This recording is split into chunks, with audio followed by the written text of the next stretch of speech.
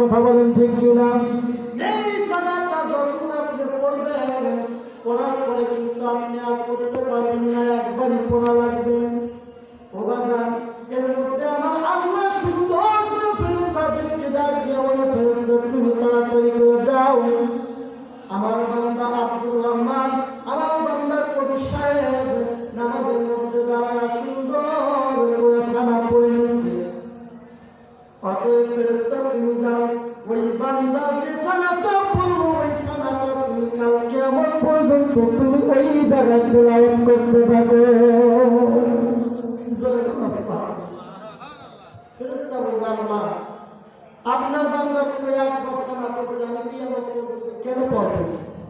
বলে, হ্যাঁ তুমি কিয়ামত পর্যন্ত এই জন্য পড়বা যে আমার বান্দা জীবনে শেষ সালা হয়ে যেতে পারে, আর হয়তো সালা পড়ার সুযোগ না থাকতে পারে। অতএব তুমি কিয়ামত পর্যন্ত পড়ো।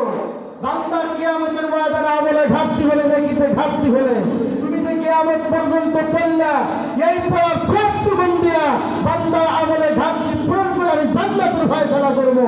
যে বান্দা সুবহানাল্লাহ, আর যে বলেন সুবহানাল্লাহ,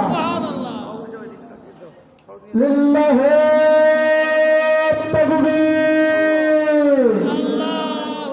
আজকের জালসার সম্মানিত সভাপতি সাহেবের আগমন, শুভেচ্ছায় স্বাগতম। আজকের জালসার সম্মানিত সভাপতি সাহেবের আগমন, নায়েক তাকবীর।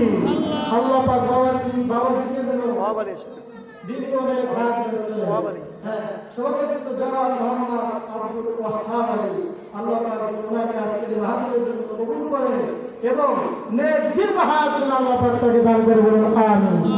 ভাষার একটু সংক্ষিপ্ত রূপে বলতে চাচ্ছি যে আপনারা সালাত করলেন, আল্লাহ পাক বলল ফেরেশতা তোমরা কি আমার পূর্ববর্তী পড়ো। এরপরে বান্দা কি করে? সালাত পড়ার পর আউযুবিল্লাহি বিসমিল্লাহ পড়ে তারপরে সূরা তেলাওয়াত করতে থাকে। কথা বলেন ঠিক কিনা? এই সূরা ফাতিহা যখন তেলাওয়াত করতে থাকে বান্দা একবার বলে আলহামদুলিল্লাহ